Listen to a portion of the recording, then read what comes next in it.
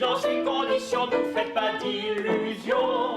Celle qui me rendra fou, c'est pas vous, c'est pas vous. Celui qui sera mon... J'ai vraiment envie de redonner un souffle à l'opérette dans notre région, oui, parce que actuellement, il faut reconnaître qu'en France, l'opérette se meurt. Quand nous avons débuté, nous, il y a très longtemps, c'est-à-dire au moins une trentaine d'années, on était tous les deux choristes à l'Opéra de Limoges et on donnait 12 opérettes par an. En l'abandonnant, les jeunes gens ne connaissent pas, donc c'est notre comédie musicale à nous. La fameuse école de l'opérette où l'on vous demande un petit peu tout, savoir bien sûr chanter, jouer, danser. Bon, on est dans l'interprétation totale, c'est l'école, la fameuse école on pourrait dire de la comédie musicale américaine, on le voyait dans le film Fame notamment. C'est très complet en fait comme art. C'est vrai que l'opérette allie vraiment le théâtre et la chanson, c'est-à-dire qu'il faut arriver à donner du jeu de comédien tout en chantant. C'est une pratique qui est très intéressante et pas toujours évidente parce qu'en fait quand on chante on a tendance à être dans la musicalité du morceau et puis parfois il faut plus donner de jeu d'acteur mais c'est intéressant.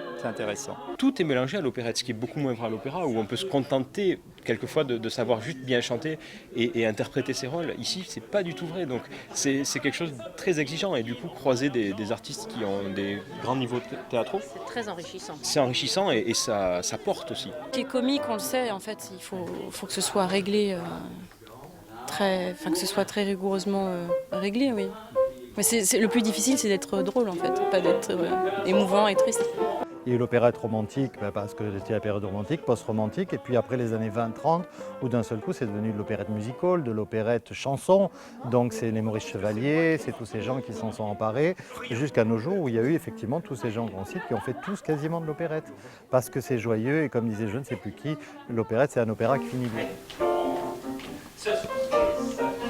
La Folle en Bûche, ça vient c'est un hommage un peu à une opérette qui s'appelait L'Omelette à la Folle en Bûche, qui avait été écrite par Léo Delibes, le célèbre compositeur de l'opéra L'Acmé. On trouvait que ça sonnait bien, Folle en Bûche, c'est pour ça qu'on a un logo qui nous a été, voilà. Qui a été créé par Vous voyez une folle en bûche. François Duhet, voilà, une cantatrice un peu folle sur une bûche.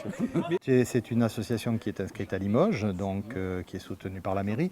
Et puis effectivement, nous avons décidé d'aller porter l'opérette là où on n'en voit pas, où on n'en voit quasiment jamais.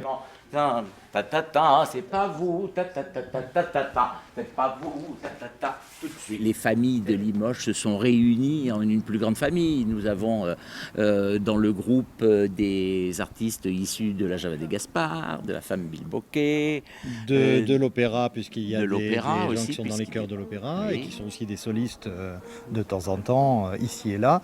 Donc il y a des chanteurs dans la région, donc on les mobilise, mais on a aussi fait venir des chanteurs qui sont des premiers plans de l'opérette française et de l'opéra même français, puisque en général c'est poreux entre l'opéra et l'opérette. Donc on a des artistes de grande qualité, ça on doit le dire, qui viennent très sympathiquement, vraiment.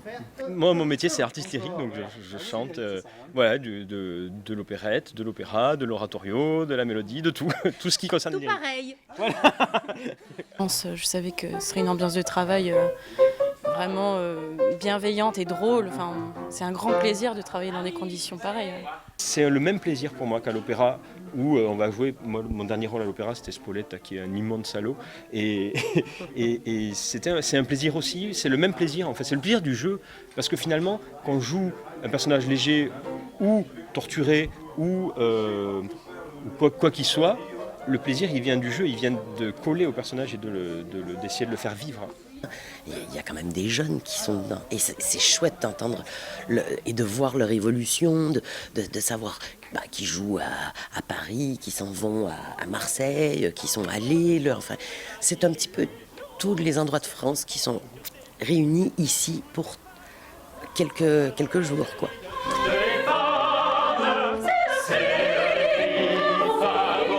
Bon, ce spectacle, c'est vrai, il y a 15 personnes, on est dedans, et puis on travaille vraiment jour après jour, on construit, et ça demande vraiment une concentration, ça c'est sûr.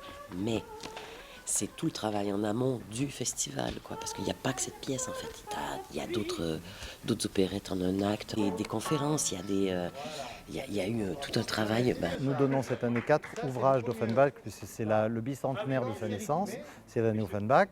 Et les petits opéras que nous donnons, on donne 4 petits opéras, opérettes, opéras comiques, bon, peu importe, en version de concert.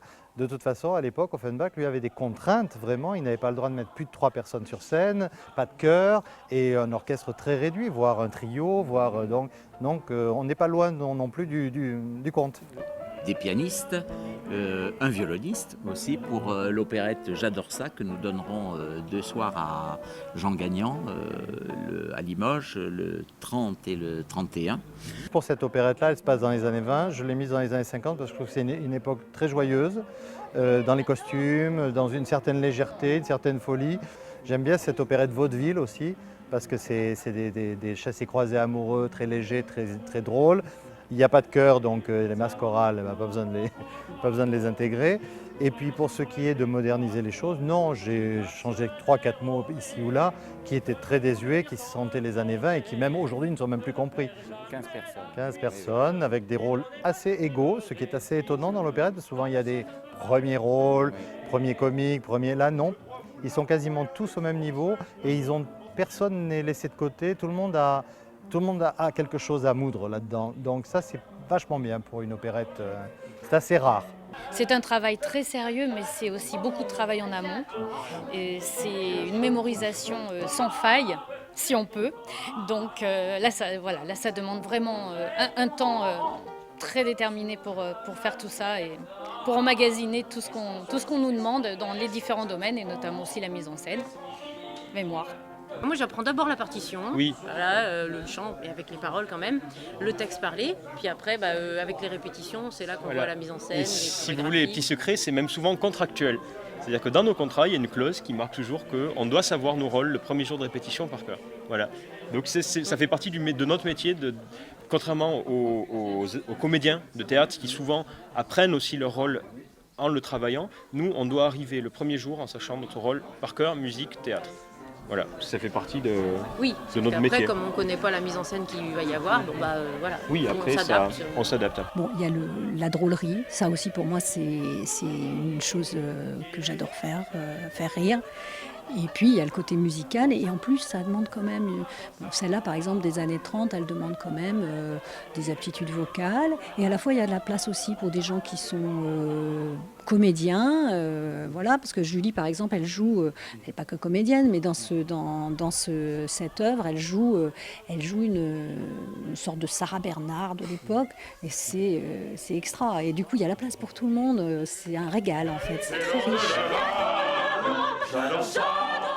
On a assemblé la machine, maintenant il faut la huiler et la rôder. J'ai vu pour le salut final. Ouais, le salut là, voilà. Les saluts, ça va toujours. On a la fin. Ça va toujours. Voilà. Et ça, c'est le plus important. C'est le plus important.